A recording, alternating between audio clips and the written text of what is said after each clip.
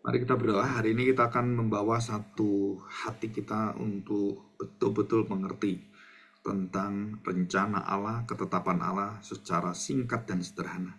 Biarlah kita dibawa dalam hadirat Allah sehingga kita bisa menembus satu pengertian yang tidak mungkin tanpa pertolongan Roh Tuhan. Tanpa firman itu kita bisa mengerti, yaitu the degree of God, ketetapan Allah dan sovereignty of God, kedaulatan Allah. Tuhan, bawalah hati kami yang betul-betul sungguh-sungguh membawa kami semakin kagum dan bersyukur, dan kadang kami gemetar dengan pengetahuan ini, tetapi itulah yang menjadi satu kekuatan dalam hidup kami, yaitu Engkau memilih kami berdasarkan ketetapan, berdasarkan seluruh daripada pikiran Tuhan dan kehendak Tuhan yang sempurna.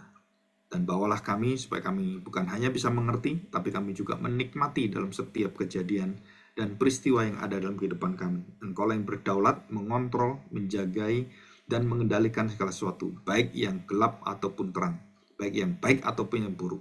Engkaulah yang mengendalikan dan membawa kebaikan bagi kami. Di dalam nama Tuhan Yesus, kami serahkan doa kami ini. Amin. Ya, kita akan membahas satu pokok pelajaran penting ya. Kita akan membahas tentang bagaimanakah kita memahami rencana ketetapan Allah yang berdaulat. Ya, di sini. Nah, saya akan menjelaskan dulu beberapa PowerPoint ini supaya kita bisa nanti saya bahas. Jadi PowerPoint-nya di depan saya berikan dan saudara bisa belajar atau nanti bisa screenshot dan bisa mengulangi dan memperdalam. Ya, ini adalah memahami rencana ketetapan Allah yang berdaulat dalam Roma pasal 8. Dari awal sampai akhir, saudara akan melihat itu hidup dalam roh dan bagaimana kita dijamin oleh Tuhan, dan di dalam pada waktu Roma itu diberitakan, itu adalah kondisi jemaat di Roma, kondisi jemaat yang sangat memprihatinkan dan begitu besar aniaya penderitaan yang mereka hadapi dan ancaman ketakutan yang sudah itu betul-betul kita bisa mengerti ya, bisa mengerti bagaimanakah mereka kemudian mempertanyakan tentang jaminan keselamatan. Ya, bagaimanakah Allah mengendalikan kondisi yang seperti mana, Allah kok saya menderita seperti ini. Nah, itu banyak orang-orang Kristen yang akhirnya goyah. Nah, di sini ya, jadi kita akan belajar dan selanjutnya yang kita akan pelajari adalah beberapa hal penting ayat-ayat dalam firman Tuhan yang menyatakan pemilihan, ketetapan Allah serta rencana Allah serta kehendak Allah yang mendalam dalam teologi Rasul Paulus. Ya, Efesus pasal 1 dan 4, Yohanes juga ada sedikit yang akan kita bahas tentang ditetapkan sebelum dunia dijadikan. Yaitu 1 Korintus juga ada dan Petrus. Kita akan melihat kembali pada definisi apa itu ketetapan Allah, rencana, dan kemudian keputusan kekal Allah. Saya akan menjelaskan secara singkat.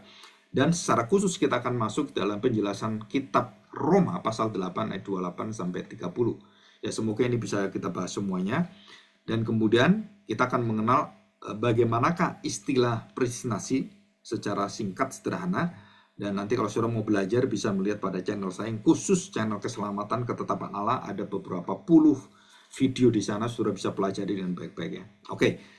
Dan kemudian kita belajar order of salvation atau rantai keselamatan, order of salvation. Ya, nanti kita belajar dan ini juga sudah saya bahas dengan lengkap tentang order of salvation ini dan ada serinya. Ini saya berikan seri yang concise. Concise itu yang ringkas, yang summarize ya. Oke, kita akan lihat ada 3 hal penting, yaitu dipanggil, dibenarkan, dan dimuliakan yang ada dalam ayat tadi. Nah, kita akan bahas bagian ini dengan beberapa dampak dan juga kaitannya dengan teologi Paulus dan jaminan dalam kondisi jemaat di Roma yang sudah saya katakan di depan tadi. Bagaimanakah pengajaran dan juga pengetahuan kedaulatan Allah ini membawa satu sukacita, penghiburan, dan kekuatan harapan bagi orang-orang percaya. Ya, itu kita akan pelajari dan terakhir kita akan menghadapi kepada satu dampak signifikan dan khususnya bagaimanakah kesimpulan akhir yang akan kita hadapi. Ya, yang kita akan terima.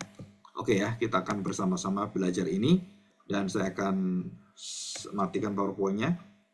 Terus kita masuk dalam pengajaran yang secara detail. Oke, kita akan masuk di dalam Roma pasal 8. Kita buka Roma pasal 8. Ayat Roma 8 ayat yang ke-28 ya. Perhatikan baik-baik, ada hal yang penting tentang kehidupan orang percaya di Roma itu diberitakan oleh Injil, diberitakan kepada mereka oleh Rasul Paulus berkaitan dengan hidup di dalam roh. Jadi Roma pasal 8 ini itu urutannya pasal 1, pasal 2, pasal 3 sampai 8 terus sampai akhir kitab Roma itu berkaitan semua ya, pemikiran yang sangat terstruktur, sangat rapi, dan bagaimanakah Paulus bisa memilah kemudian memilih tema-tema yang bersesuaian dengan kondisi pergumulan dari jemaat. Itu sangat mengagumkan. Dan itu bukan pekerjaan manusia, itu pekerjaan dari Roh Kudus.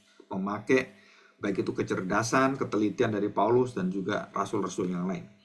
Demikian ya, kita tahu sekarang, dan dikatakan kita tahu sekarang dan sudah tahu ya, dan sudah dijelaskan, sudah diajarkan, bahwa Allah turut bekerja sinergis, Allah turut bekerja dalam segala hal atau segala sesuatu untuk mendatangkan kebaikan bagi mereka yang mengasihi Dia, yaitu bagi mereka yang terpanggil sesuai dengan rencana Allah. Jelas, terpanggil sesuai dengan rencana Allah. Yang terpanggil, yang sesuai terpanggil. Jadi bukan orang sembarangan. Ayat 29, sebab semua orang yang dipilihnya, nah pemilihan, dari pemanggilan pemilihan, dari semula mereka juga ditentukannya, ditetapkannya. Dari semula.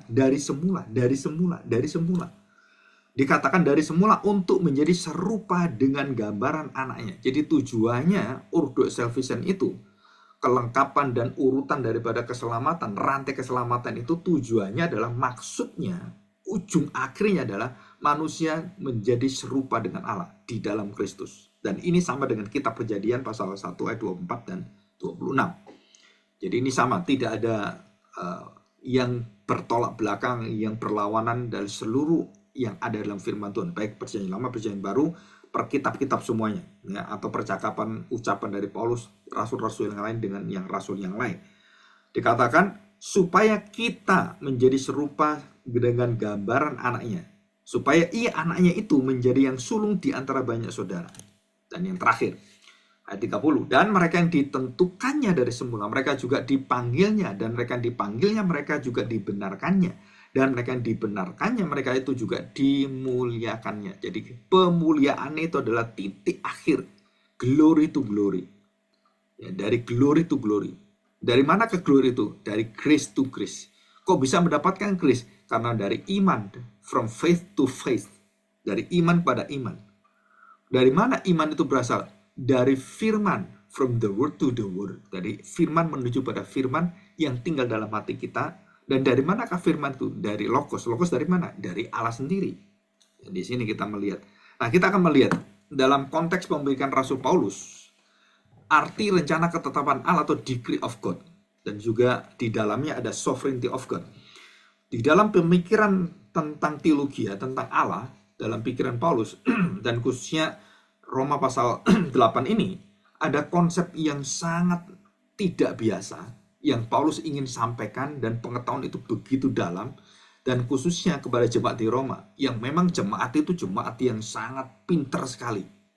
Karena mereka dididik dengan cara berpikir Yunani dan juga berpikir secara Yahudi juga, ya, Yunani dan Yahudi, dan mereka sangat-sangat mengerti betul. Dan ada pergumulan, pertanyaan, ketegangan, dan juga cekcok percakapan yang akhirnya bisa menghasilkan pertentangan itu. Dan Rasul Paulus menuliskan ini, bagaimana Allah bekerja dalam kedaulatannya untuk membawa keselamatan pada umatnya melalui rencana yang telah ditetapkan sebelum dunia dijadikan. Sebelum dunia dijadikan. Nah, kenapa sebelum dunia dijadikan ini penting? Karena artinya tidak ada ciptaan, tidak ada manusia, dan tidak ditentukan oleh ciptaan, tidak ada yang berkaitan dengan andil dari manusia, apapun itu. Karena manusia belum ada, dan waktu Tuhan tetapkan, dia menetapkan itu berdasarkan dirinya sendiri, sebelum dunia dijadikan. Jadi ini menunjukkan pada konteks di luar waktu, artinya bukan mati gitu ya, bukan, tapi di luar waktu adalah beyond, melampaui dari segala waktu yang ada dan masuk dalam waktu yang tidak berwaktu. Waktu yang tidak berwaktu adalah waktu Tuhan, di mana Tuhan tidak mempunyai hari seperti kita hari Senin, Selasa, Rabu, Kamis seperti itu. Tuhan adalah kekal dan tidak dibatasi dengan jam, detik, nggak ada. Karena Tuhan itu terbebaskan dan dia kekal, tidak berawal, tidak berakhir. Jadi kalau kita melihat kenapa Tuhan memilih kita sebelum dunia dijadikan, karena dia Tuhan. Kalau kita, ya kita pikir setelah kita mau memilih, kita ada barangnya baru dipilih. Kita bisa memikirkan semua itu berurutan, tetapi kalau kita lihat bahwa Tuhan waktu menetapkan itu, dia menetapkan dengan waktu, tempat, semua bersifat ilahi. Jadi bukan bersifat seperti kita, terbatas dengan tembok, terbatas dengan waktu, hari, dan kita serba terbatas. Semuanya sangat terbatas, very limited. Ya oke, kita lihat Efesus pasal 1 sebagai ayat perbandingan. Efesus pasal 1 ayat 4. Perhatikan, sebab di dalam Kristus, di dalam Dia, Allah telah memilih kita sebelum dunia dijadikan. Untuk apa? Supaya kita kudus dan tak bercacat di hadapannya. Kemana kudus dan tak bercacat? Seperti Kristus yang tak bercacat, yang tidak bercela, yang tidak berdosa dan tidak ada dosanya. Dan kita akan diciptakan ulang, dan manusia baru kita itu akan digodok dan diberi kuasa yang akan menolak dan akan bisa melawan segala yang bersifat kematian, dosa. Jadi jelas ini ya. Dalam Efesus pasal 1 ayat 4 dijelaskan sebelum dunia ada, sebelum dunia dijadikan. Sebelum dunia dijadikan, sebelum dunia diciptakan. Dan ini sama dengan Yohanes pasal yang ke-17, doa Tuhan Yesus, ayat yang kelima dan ayat yang ke-24. Oleh sebab itu ya Bapa, permuliakanlah aku pada dirimu sendiri dengan kemuliaan yang kumiliki di hadiratmu sebelum dunia ada, sebelum dunia dijadikan, sebelum dunia diciptakan. Jadi ini berkaitan semuanya. Jadi Yesus dengan sebagai Logos, anak Allah itu bersama dengan Allah sebagai Bapaknya itu ada di dalam kekekalan. Di dalam kekekalan menunjukkan pada waktu yang bukan seperti dunia kita ini, sebelum dunia ada. Bukan seperti ciptaan yang kita terima ini. Dan nanti kita akan mengalami itu semuanya. Ya, ini jelas sekali. Dan ayat yang ke-24 saya bacakan. Ya Bapa, aku mau supaya dimanapun aku berada, mereka juga berada bersama-sama dengan aku. Mereka yang telah Engkau berikan kepadaku, agar mereka memandang kemuliaan yang telah Engkau berikan kepadaku, sebab Engkau telah mengasihi aku sebelum dunia dijadikan. Jelas ya, sebelum dunia dijadikan. Mengasihi. Kalau di sini, hadiratmu sebelum dunia ada. Jadi keberadaan sifat hakiki esensi Kristus itu bersama dengan Tuhan Yesus. Nah, apa yang bersama dengan Allah dan yang selalu menjadi ciri khas Allah adalah kasih. Allah adalah kasih. Dan kasih itu adalah di dalam diri Allah. Kekuatan daripada semua keselamatan kita itu berasal dari kasih Allah. Dan kasih itu terwujud dan terlaksana dan bisa kita lihat, bisa kita alami dan kita bisa miliki, kita bisa rangkul dia, kita bisa bersekutu dengan dia karena kasih yang terwujud itu menjadi manusia. Kasih yang menjadi manusia, kehendak Allah yang kemudian menjadi manusia dan dilaksanakan dengan sempurna seluruh daripada misi itu oleh Kristus. Jadi ini jelas sekali ya. Nah, kita lihat di dalam 1 Korintus pasal kedua ayat yang ke-7. Demikian. Tetapi yang kami beritakan ialah hikmat Allah yang tersembunyi dan rahasia yang sebelum dunia dijadikan. Jadi ada rahasia sebelum dunia dijadikan. Kita nggak tahu. Kalau tidak dibuka oleh Tuhan satu persatu dan diberitakan pada malaikatnya, diberitakan pada Daniel, diberitakan kepada Yesaya dan khususnya Daniel yang menafsirkan mimpi-mimpi Nebukadnezar, Belshazzar dan seluruh itu. Dan itu semua rencana rahasia Allah sebelum dunia dijadikan. Telah disediakan Allah bagi kemuliaan kita. Perhatikan, seluruhnya adalah kemuliaan kita. Kemuliaan Allah yang diberikan pada kita menjadi milik kita, menjadi kemuliaan kita. Bagi kemuliaan kita, bagi keagungan nanti kita akan menerima tubuh Kristus. Kita memiliki tubuh seperti tubuhnya Kristus. Yang terakhir sekarang kita lihat 1 Petrus pasal 1 ayat 20.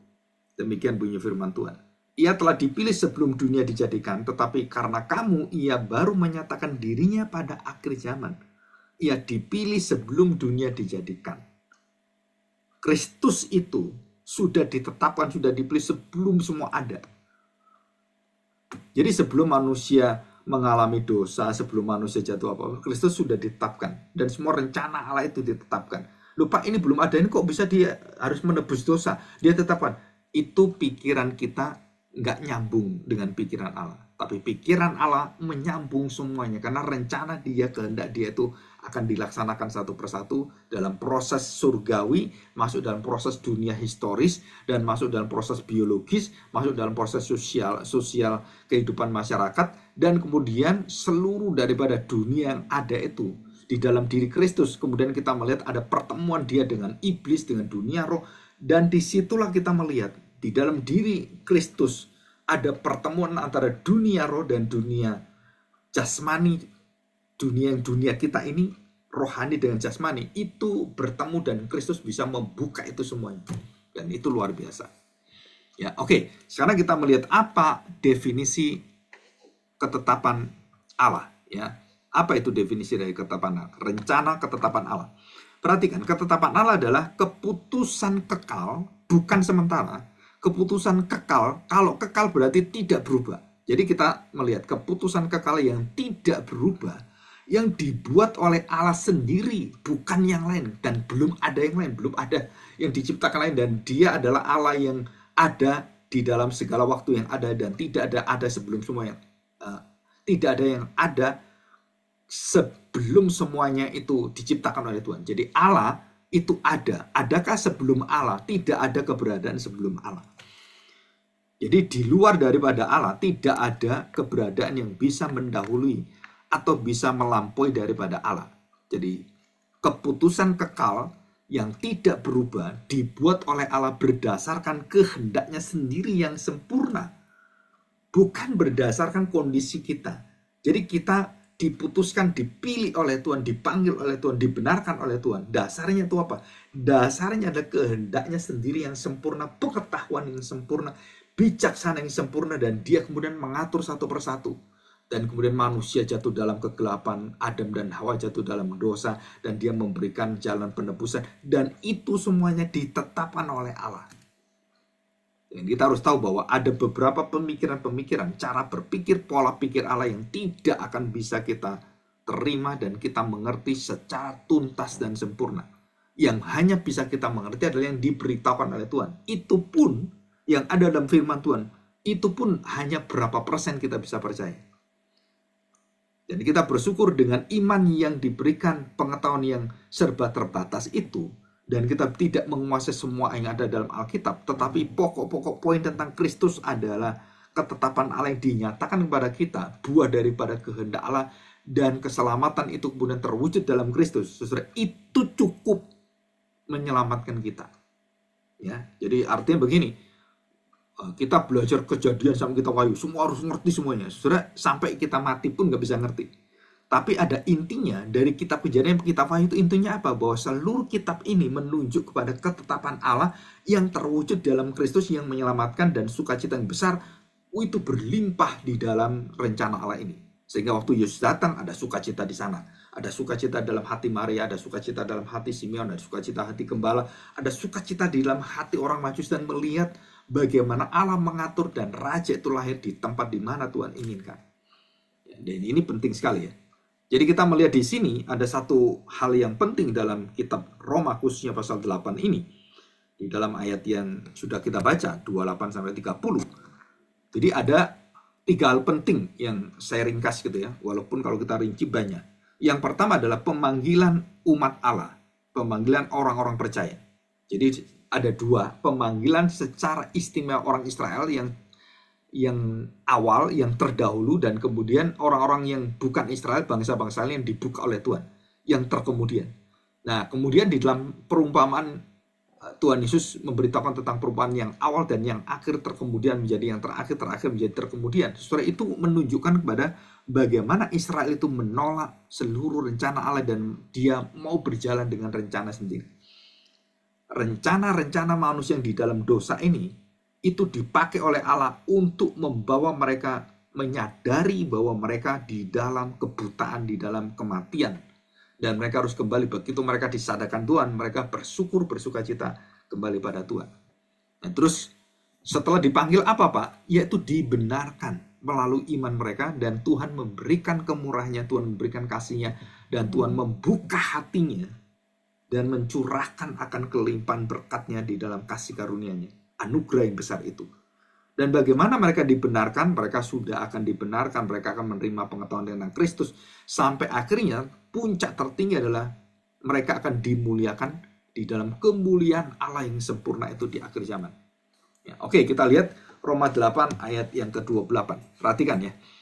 Ada satu hal yang penting sekali. Setelah kita mengerti kedaulatan Allah itu apa, dan juga rencana Allah apa, ketetapan Allah apa, yang ditetapkan oleh Allah dalam kekekalan tidak berubah dan terlaksana dengan sempurna, dan itu ditentukan oleh kehendak Allah sendiri karena Dia yang maha sempurna dan tidak ada yang di luar Allah yang bisa merencanakan keselamatan bagi manusia. Ya, Roma 8 ayat 28 dengan jelas mengatakan bahwa kita tahu sekarang bahwa Allah turut bekerja dalam segala sesuatu untuk mendatangkan kebaikan bagi mereka yang mengasihi Dia, yaitu bagi mereka yang terpanggil sesuai dengan rencana Allah. Nah, kita melihat sekarang, setelah Allah menetapkan semuanya, dan Allah menjamin mengatakan demikian, apapun yang terjadi dalam hidupmu, peristiwa apapun yang bersilih berganti, yang datang dan pergi dalam hidupmu, baik orang, baik peristiwa, baik kejadian, baik apapun, ya, atau nafas kita yang keluar masuk seperti itu. Perhatikan baik-baik, segala sesuatu bekerja. Jadi bukan asal-asalan, bukan kebetulan, bukan benda. Oh, bagaimana kok? Oh, saya nggak tahu ya. Allah tidak pernah tidak tahu. Allah tidak pernah tidak berencana. Allah selalu sempurna perencanaan dan tidak bisa diubah. Dan ini sulit sekali bagi kita untuk mengerti. Lupa kan saya berubah ini, kemudian saya bertobat. Nah, kita melihatnya bahwa kelihatannya segala sesuatu itu manusia yang mengubahkan. Kalau kita pikir baik-baik, kenapa kita ke sana, kenapa ada kemurahan kebaikan Allah melindungi kita. Ada pakar-pakar Allah sehingga kita tidak jatuh sampai kemudian dibinasakan Tuhan. Jadi segala sesuatu bekerja untuk apa? Untuk kebaikan kita. Ini loh yang Paulus katakan. Kita tahu sekarang. Nah, sekarang ini kita tahu. Segala sesuatu bekerja, Allah bekerja dalam segala sesuatu itu untuk mendatangkan kebaikan bagi kita. Jadi jelas ya. Allah turut bekerja. Jadi Allah bukan membiarkan kita kerja sendiri. Allah seolah-olah pengangguran dan Dia berdiam. Ya udah, mau apa biarin aja. Nggak bisa seperti itu. Allah turut bekerja dalam segala hal. Allah itu tanda petik cawe-cawe. Nah, istilah yang sehari-hari kita dengar di dalam perpolitikan Indonesia itu kan cawe. Allah itu selalu berpartisipasi dan mengantisipasi dan menjalankan semua rencananya dengan sempurna. Dan apa artinya itu mendatangkan kebaikan? Kebaikan yang akan disalurkan dengan kita dikasih dan dikenal oleh Tuhan. Bagaimana kita dikasih dikenal oleh Tuhan? Kita dipanggil sesuai dengan rencana Allah. Protesis. Rencana itu di dalam bahasa Yunani disebut sebagai protesis. Apa protesis? Satu tujuan, satu kehendak yang sudah ditentukan. Sebelum Dia berkata, Dia sudah merancang semuanya. Nah, itu namanya rencana. Jadi tesis, antitesis gitu kan. Nah, satu kalimat, satu pernyataan, satu tujuan, satu kehendak yang diomongkan sebelumnya, rencana namanya, pro tesisnya itu, maka dia sudah disediakan sebelum semuanya terlaksana, sudah dirancang oleh Tuhan. Bagaimana terlaksana? Tuhan menggunakan segala hal. Baik itu apa yang terjadi dalam kehidupan kita, kelemahan kita, dosa-dosa kita, dan keterbatasan kita, perasaan kita yang kadang-kadang bisa naik, bisa turun, ataupun musibah, bencana, malapetaka, penderitaan, kedukaan yang banyak yang lain. Dan itu semua digunakan untuk mendatangkan kebaikan bagi kita, dan Allah turut bekerja dalam segala hal ini. Itu membawa kita untuk mengagumi Allah. Jadi fokusnya apa? Fokusnya adalah Allah memberikan kita, Allah adalah Allah yang baik, Allah adalah yang kasih. Allah memberikan kita keselamatan. Dan bagaimana keselamatan kita itu akhir ujungnya adalah kita diciptakan ulang dalam rupa dan gambar dari Kristus. Gambar dari anak. Jadi bukan sekedar kita di dunia ini, saya mau percaya Tuhan Yesus menjadi orang Kristen, saya mau sukses di dunia ini, saya mau jadi orang kaya. Bukan itu, saudara. Kita mau jadi sama seperti Kristus. Bukan mau sama seperti Kristus itu hanya mau sama Kristusnya itu kalau dia bisa membuat mujizat. Saya mau ingin mendapatkan mujizat itu. Dia bisa melakukan pekerjaan-pekerjaan dan memberikan pengusiran pada setan. Saya kepingin kuasa itu. Tapi bukan Kristusnya. Bukan. Kita diciptakan menjadi serupa dengan Kristus. Bukan serupa dengan tindakan-tindakan sebagian-sebagian dari Kristus. Yang cuma fragmentasi. Tapi adalah serupa dengan Kristus menyeluruh. Artinya menyeluruh itu apa? Jadi perkataan Kristus menjadi satu kerinduan kita. Satu sukacita kita. Satu kemauan kita. Jadi kalau kita lihat, jadi kebaikan yang diberikan Tuhan pada kita, dalam kita akan mengenal siapakah Kristus, kita berjalan bersama dengan Kristus, kita pikir seperti Kristus, dan semuanya kita betul-betul diliputi dan dinafasi oleh Kristus. Bagaimana kita bisa menerima itu? Dengan nafas Roh Kudus. Nafas Roh Kudus. Roh Kudus itu kan nafas. Jadi nafas kehidupan Kristus itu dihembuskan dalam pikiran kita, dalam hati kita, dalam darah kita, dalam seluruh preferensi kita, kecenderungan kita, semua diarahkan. Dan walaupun kita tahu bahwa kita masih dalam daging dan terjadi peperangan rohani dalam diri kita, seperti Paulus katakan dalam Roma pasal 7. Jadi kita melihat di sini, setelah dipilih, direncanakan, ditetapkan, dan kemudian kita diberitahu tujuan akhirnya diciptakan serupa dengan gambar anaknya, gambar Kristus. Kenapa? Kalau kita tidak menerima gambar ini, maka semua kesempurnaan itu tidak akan terjadi. Tubuh kita pun tidak bisa masuk surga. Kenapa? Kita harus memiliki tubuh Kristus yang sempurna itu, tubuh kebangkitan yang tidak bisa mati lagi. Jadi dikatakan bahwa Kristus kemudian melalui seluruh kehendak Bapa itu, dia menjalankannya, dan melalui dia Allah memilih kita dengan memilih Kristus. Perhatikan, Allah memilih kita dengan memilih Kristus, supaya Kristus, di dalam Kristus Allah memilih kita. Jadi melalui Kristus sajalah Allah memilih kita, melalui Kristus memilih kita. Setelah itu kita bisa memilih Allah melalui memilih Kristus. Dan itu berkaitan sebab akibat. Allah memilih kita dengan memilih Kristus, supaya Kristus memilih kita dengan seluruh karyanya.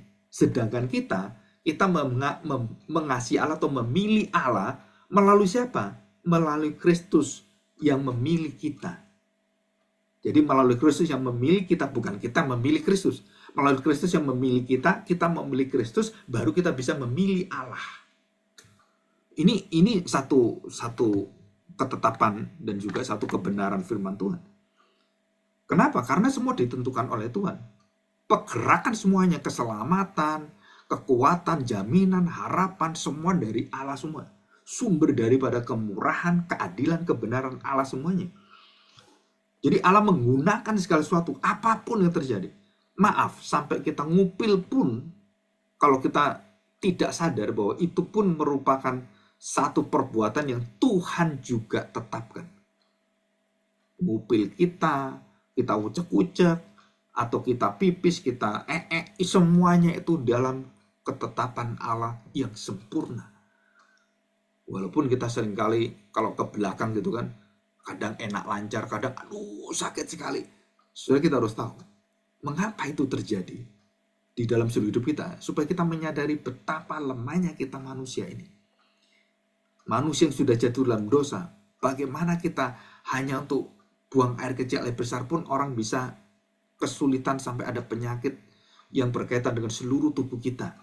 Dan disitulah Tuhan mengatakan, aku akan memberikan engkau tubuh yang baru, yang tidak bisa sakit seperti itu. Wah, itu yang menjadi kerinduan kita. Bagaimana saya milikinya?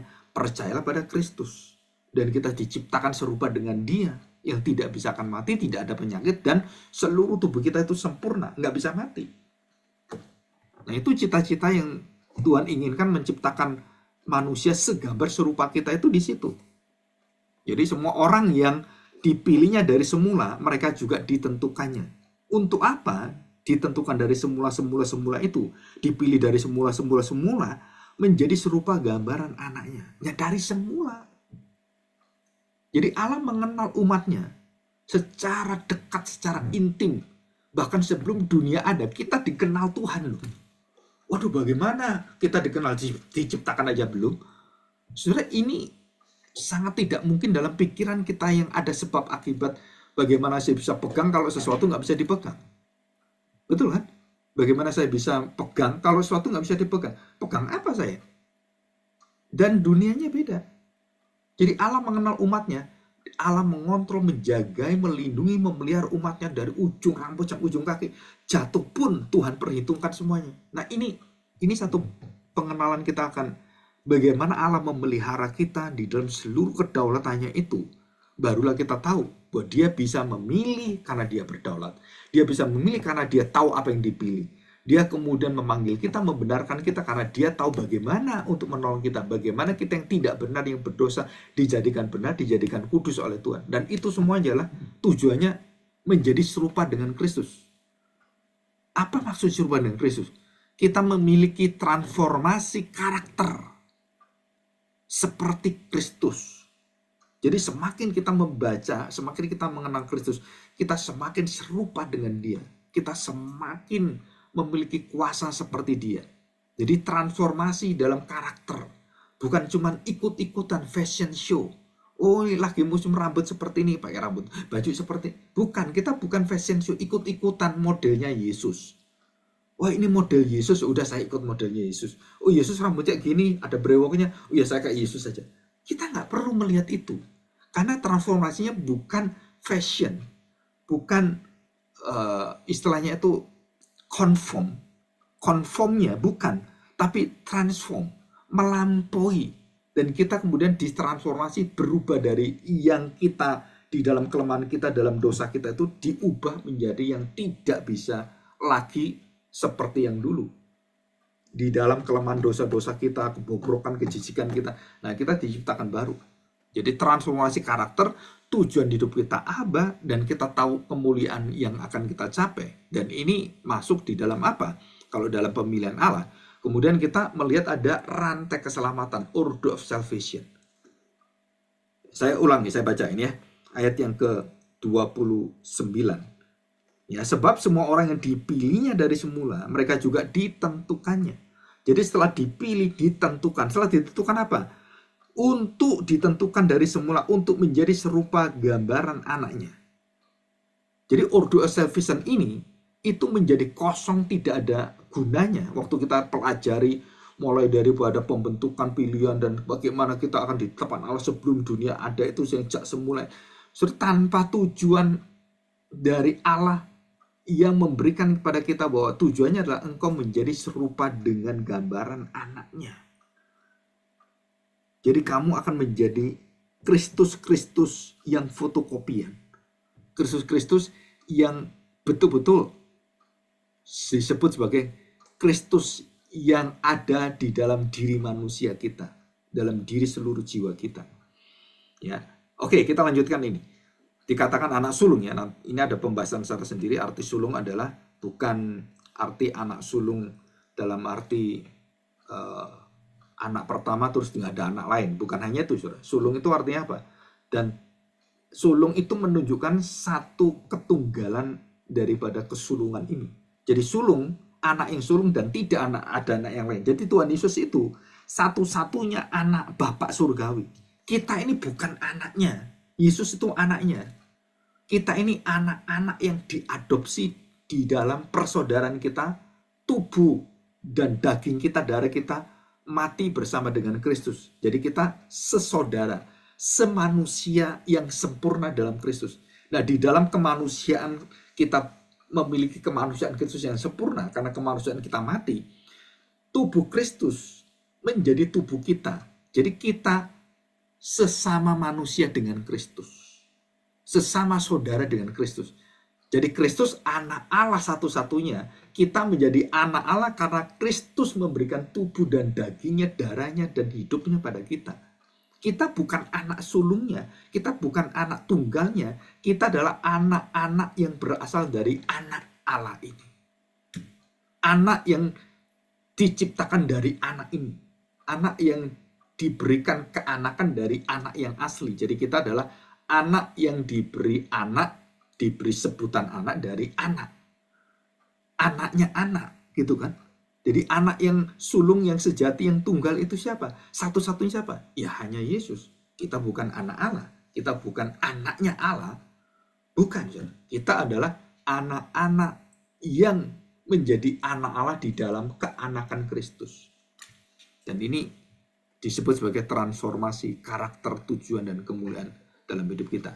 Dan kita pelajari dalam rantai keselamatan. Ya, itu sudah saya bahas ini, ya sudah banyak saya bahas. Nanti sudah bisa mengerti hal itu. Dan kita lihat sekarang aplikasi dalam teologi Paulus. Perhatikan baik-baik ya. Jadi Paulus waktu memperhatikan kehidupan jemaat yang diombang-ambing dengan pengajaran dan bagaimana keselamatan itu kemudian dicampur dengan filsafat Yunani, dicampur dengan keagamaan, campur dengan orang Yahudi, campur dengan Taurat yang salah ditafsir itu, sehingga mereka kemudian dituntut untuk melakukan ritual sunat, berbuat baik, dan melakukan banyak hal persyaratan-persyaratan yang supaya mereka dibenarkan. Dan tidak, kita dibenarkan karena Kristus. Bukan di luar itu, kita ditentukan dari semua, dipanggil semua. Itu Allah sendiri yang mengerjakan dan bukan orang lain. Jadi pemanggilan, kita dipanggil oleh Allah, Allah memanggil umatnya, itu dia yang manggil, bukan orang lain. Jadi kalau saya berkhotbah, bertobatlah kamu, yang manggil bukan saya, suaranya memang saya, sepertinya saya gitu kan. Secara ya kehidupan kita sehari-hari kita lihat, tetapi yang menggerakkan ini semua, yang memanggil orang itu siapa? Allah memanggil kita melalui pemanggil-pemanggil, nabi-nabi, rasul-rasul, pengkhotbah-pengkhotbah, pendeta-pendeta, penginjil-penginjil yang dipakai Allah untuk menyuarakan panggilan Allah. Jadi yang memanggil bukan saya, yang memilih kamu bukan saya, Allah sendiri. Saya cuman alatnya, saya cuman agennya, saya cuman corongnya, saya cuman mercusuarnya, saya cuman ya sebagai trompetnya gitu kan, kalau kita tahun baruan trompetan gitu. Jadi jelas ya. Jadi waktu Allah memanggil umatnya, itu Allah bukan yang lain. Dan tidak ada orang bisa memanggil kita kemudian dengan efektif membukakan hati kita dan kita memilih Allah. Itu hanya pekerjaan Allah. Yang kedua, bagaimana kita dibenarkan melalui Kristus dan dosa mereka diampuni dan kita di hadapan Allah dibenarkan. Kenapa dibenarkan? Karena dosa kita, kesalahan kita, vonis kita, hukuman mati kita, kebinasan kita sudah ditanggung, ditelan oleh Kristus dan diterima semuanya oleh Kristus dalam kematian dia.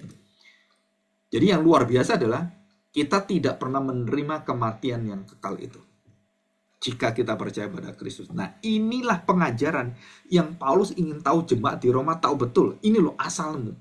Jadi bukan seperti dunia dia dongeng mitos-mitos, bukan, atau legenda-legenda, bukan. Ini betul-betul Tuhan sendiri, bukan legenda. Jadi Paulus menyatakan bahwa kedaulatan Allah di dalam seluruh pemerintahan Allah adalah yang berdaulat itu, yang memerintah itu. Maka Paulus menunjukkan bahwa Allah yang memegang seluruh kendali. Saudara, kendali ya, yang mengendalikan. Nah, ada satu ayat yang kita bisa pelajari dengan baik-baik, perhatikan ini ya. Di dalam Amsal 21.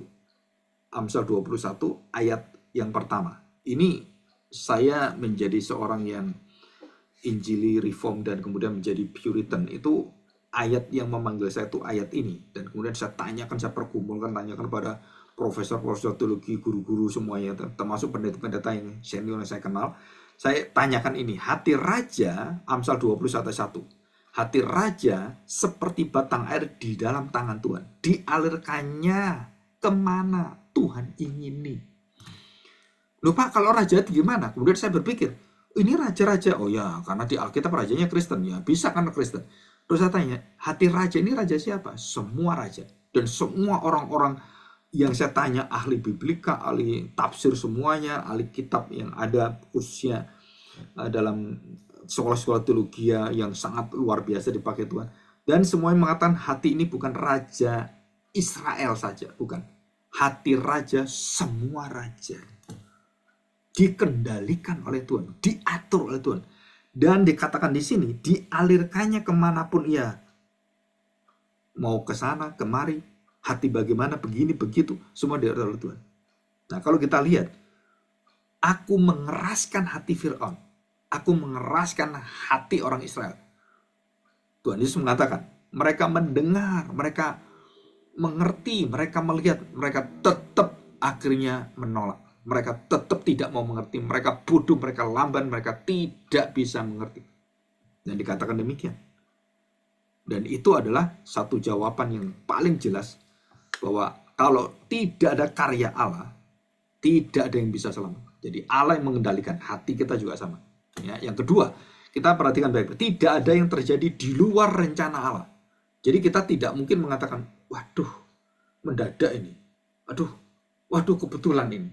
Enggak ada. Semua yang terjadi dalam hidup kita itu dirancang. Nanti ketemu kita bagaimana, waktunya berapa, bahkan sampai detail kita ketemu berapa detik, berapa waktu, berapa jam, menit, detik, koma-koma. Itu sudah dalam hitungan Tuhan yang presis, yang persis, yang nggak mungkin kita pikirkan semuanya. Yang sepertinya nggak berkaitan, semua berkaitan. Ya, tidak ada terjadi semua hal dalam hidup kita bersinergis, bukan pecah sinergisnya. Jadi akhirnya kita tidak bisa menyatu, ya. Jadi menjadi terbuai gitu, enggak, atau terurai, ya. Kepastian keselamatan, perhatikan, kepastian keselamatan hasil dari kepastian seluruh perencanaan penetapan kedaulatan Allah. Jadi kalau tidak ada ketetapan Allah, tidak ada rencana Allah, tidak ada kedaulatan Allah dalam seluruh hidupnya, maka tidak ada kepastian keselamatan. Kalau kita percaya Allah yang berdaulat, Allah yang memiliki tidak berubah, dan dia Allah yang sama, dan dia Allah yang menetapkan segala sesuatu, dan dia berdaulat mengatur, mengendalikan semuanya. Nah, baru kita bisa mengatakan keselamatan itu pasti karena Tuhan yang menjalankan. Ya, oke, yang terakhir sekarang. Perhatikan baik-baik. Apa yang sudah Tuhan lakukan, Tuhan kehendaki, dan Tuhan yang memulai, maka dia akan menyelesaikan dengan sempurna, tepat, dan tidak ada yang meleset. Satu pun gak ada. Nah, ini loh yang disebut sebagai apa? Keilahian, ketuhanan. Kita nggak bisa seperti itu. Kita bangun rumah pun bisa bocor. Kita bangun rumah bisa ada kelemahannya. Bisa salah, bisa dan semuanya. Tapi kalau Allah yang membangun dari awal sampai akhir, sempurna, tidak ada cacatnya.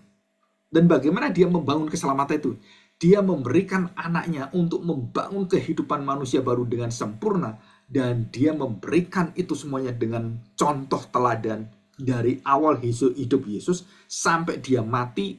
Itu adalah kesempurnaan, dan kita membuat segala sesuatu yang kita pikirkan tentang Kristus itu adalah sempurna semua. Cara dia berjalan, cara dia berbicara, cara dia mengajar, cara dia berpikir, cara dia menyanyi, cara dia semua sempurna. Sampai hari ini kadang-kadang saya kepingin tahu suara Tuhan Yesus. Karena suara Allah itu suara sempurna. Walaupun dalam dia menjadi manusia, bukan berarti suaranya itu kemudian menjadi suara yang jatuh dalam dosa. Kalau suara jatuh dalam dosa itu suara yang jelek gitu kan. Nah, saya percaya Tuhan Yesus suaranya pasti suaranya sempurna.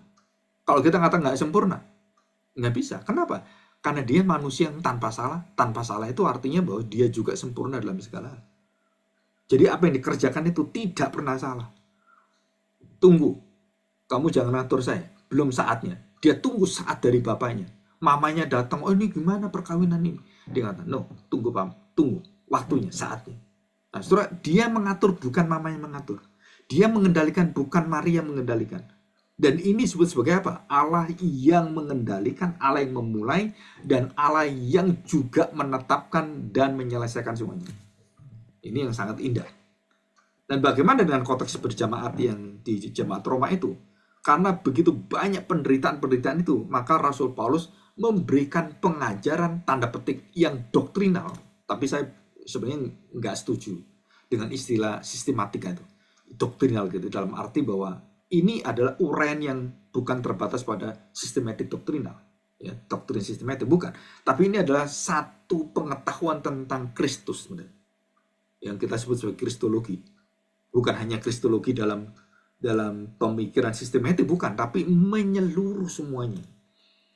Jadi jemaat itu dibawa supaya mereka mengenal bahwa apapun yang terjadi, termasuk penderitaan yang kamu alami sekarang, bekerja bersama-sama menuju pada penggenapan rencana Allah yang sempurna untuk mendatangkan apa? Kebaikan bagi kamu. Dan kamu akan tahu dari seluruh hidupmu yang kamu jalani, kamu semakin percaya kepada Allah. Kamu semakin bergantung pada Allah.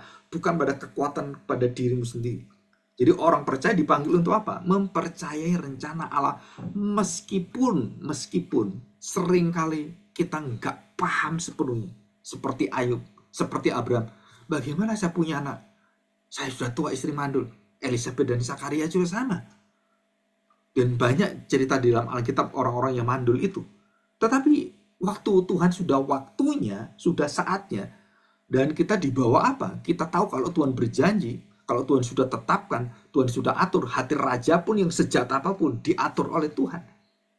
Yang membuat kita apa? Kita harus tunduk, kita harus taat, dan kita harus membawa hati kita serendah-rendahnya atau kerendahan hati. Karena itu semua anugerah, bukan hasil usaha kita, bukan kekuatan kita, bukan pikiran kita. Jadi sampai dalam penderitaan, dalam maut pun Tuhan katakan semua bekerja untuk mendatangkan kebaikan. Terus bagaimana dengan Yohanes Pembaptis? Meminta tolong pada Tuhan Yesus. Beritahukan pada saudaraku Yesus itu. Bagaimana ini? Kamu itu juru selamat enggak? Ini saya mau mati nih. Bisa tolong saya enggak gitu kan? Istilah dalam bahasa kita sehari. Dan Tuhan Yesus mengatakan apa? Orang buta melihat, orang tuli mendengar, orang mati bisa dibangkitkan, mengusir setan saya. Beritahu pada Yohanes. Untuk apa? Terimalah apa yang kamu terima. Taatlah apa yang kamu jalani. Untuk apa? Dipenggal kepalanya. Dan Yohanes tidak bertanya lagi. Wah, kenapa kamu seperti itu? Karena saya ini kan saudaramu. Saya kan membuka jalan bagimu. Wah, kenapa kamu nggak nolongin saya? Nggak ada begitu Yohanes diberitahu. Orang buta melihat, orang tuli. Wah, dia diberitahu, aku berdaulat. Jika aku tidak menolong kamu, dan kamu harus mengalami semua kematian dengan penggal kepalanya itu, aku sudah tetapkan itu. Nah, saudara, itu artinya. Jadi kepercayaan penuh kepada Allah, itu ada kepercayaan ketaatan yang tidak ada alasan apapun. Oh, saya mau nguburin papa saya mau merawat mama saya dulu, sudah tua. Saudara, nggak ada alasan. Ikut Yesus, tinggalin semua. Untuk apa? Merangkul dia dulu, baru semua akan diatur oleh Tuhan. Jadi bukan Tuhan Yesus itu mengajari kita nggak cinta orang tua, bukan, saudara. Tapi mendahulukan Allah itu adalah ketaatan. Gak peduli apa yang ada dalam hidup. Seperti saya juga sama. Saya dari Surabaya pergi ke Jakarta, Jakarta pergi ke Bandung, dan Bandung pergi ke Amerika diutus kemanapun. Saya tahu bahwa rumah saya yang sejati adalah bersama dengan Allah. Bukan rumah bersama dengan istri saya yang di rumah yang ada di tempat di Bandung ini. Bukan, saudara. Rumah saya adalah rumah bersama dengan Tuhan. Bait Allah itu adalah Kristus. Rumah kita alamat semua adalah alamat Kristus. Jadi tujuan rumah kita adalah bait Allah, ya, bait lehem juga sama. Bait Allah itu adalah Kristus. Jadi kita ini alamat kita kemana? Alamat kita itu menetap bersama dengan Kristus. Alamat surgawi kita di mana? Di mana Kristus ada, aku ada. Di mana aku ada, orang umatku pilihanku ada di sana. Itu Yesus yang ngomong. Jadi alamat kita itu di mana? Alamat kita itu bersama dengan Yesus. Jadi sekarang saya bersama di siapa? Bersama dengan Yesus. Kalau saya mati di mana? Ya bersama dengan Yesus. Jadi kita punya sauk jangkar yang di dalam Kristus. Kita ditarik kemanapun baliknya ke Kristus. Rumah kita, hidup kita, jaminan kita, semua itu di dalam Kristus.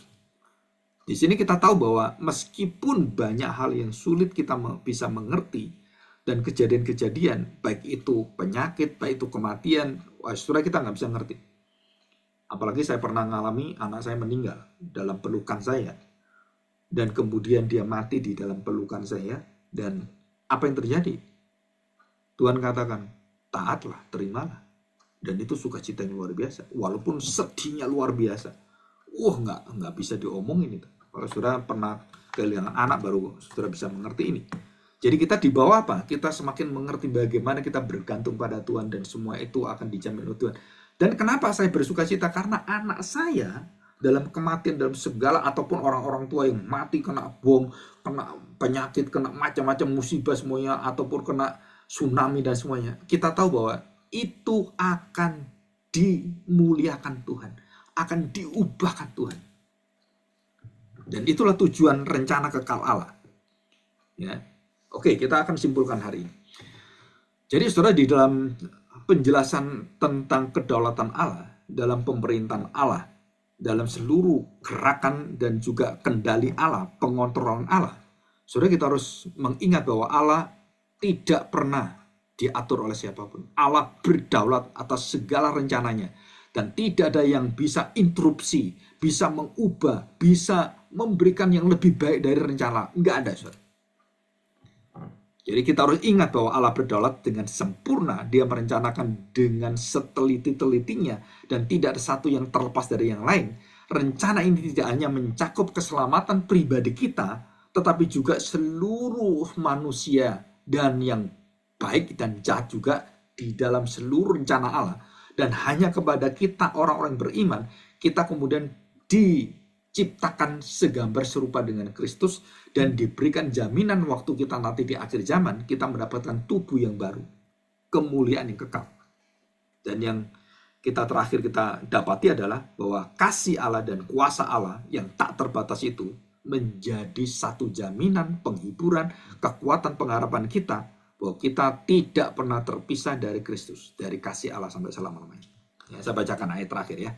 Roma 8 sebagai penutup. Roma 8 ayat yang ke 31. Ya, ini sebagai penutup. Jadi setelah ordo salvation itu kita diberi keyakinan iman. Nah, ini bagus sekali, doksologi ya. Sebab itu, apakah yang akan kita katakan tentang semuanya itu? Jika Allah di pihak kita, siapakah yang akan melawan kita? Ia yang tidak menyayangkan anaknya sendiri, tetapi yang menyerahkannya bagi kita semuanya. Bagaimana mungkin ia tidak mengaruniakan segala sesuatu? Sekali lagi, segala sesuatu kepada kita bersama-sama dengan Dia. Siapakah yang dapat menggugat kita? Orang-orang pilihan Allah. Allah yang membenarkan kita, nggak ada yang menggugat kita. Siapa yang bisa menghukum kita atau orang-orang percaya? Kristus yang telah mati, yang mengambil hukuman kita. Bahkan lebih lagi dia bangkit memberikan kemerdekaan kepada kita. Ia juga duduk di sebelah kanan Allah dan menjadi pembela kita. Dan menjadi pembela kita. Dikatakan ayat 35, siapa yang memisahkan kita dari kasih Kristus? Penindasan, atau kesesakan, atau penganiayaan, atau kelaparan, atau ketelanjangan, atau bahaya, atau pedang. Seperti ada tertulis, oleh karena engkau kami ada dalam bahaya maut sepanjang hari, kami telah dianggap sebagai domba-domba yang akan disembelih, seperti Kristus domba yang disembelih. Tetapi dalam semuanya itu kita lebih daripada orang-orang yang menang. Ingat ya, kita bukan orang mencari menuju kemenangan. Kita sudah menang, kita lebih dari pemenang karena kita mengikuti pertandingan di dalam kemenangan. Kita sudah menang dan kita menikmati kemenangan itu. Dikatakan demikian. Sebab aku yakin bahwa baik maut ataupun hidup, baik malaikat-malaikat maupun pemerintah-pemerintah, baik yang ada sekarang maupun yang akan datang, atau kuasa-kuasa baik yang di atas maupun di bawah, ataupun sesuatu makhluk lain yang tidak akan dapat memisahkan kita dari kasih Allah yang ada di dalam Kristus Yesus Tuhan kita. Ya. Oke, kita bersyukur ya. Kita mohon pertolongan Tuhan, kita masuk di dalam doa. Ya, mari kita berdoa.